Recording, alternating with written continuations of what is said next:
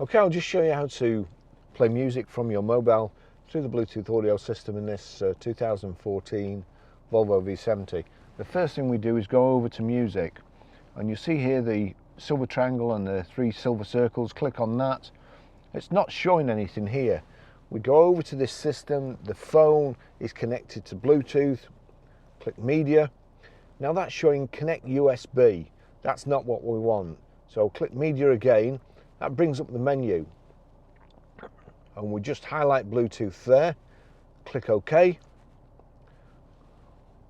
I don't want to connect to that Galaxy. What I want to connect to is that Barry's iPhone 13 Pro. Connect for media, OK. Now just watch here. There you go, my V70's come up. I don't care it's playing on there. If I turn this up, all the bad things disappear.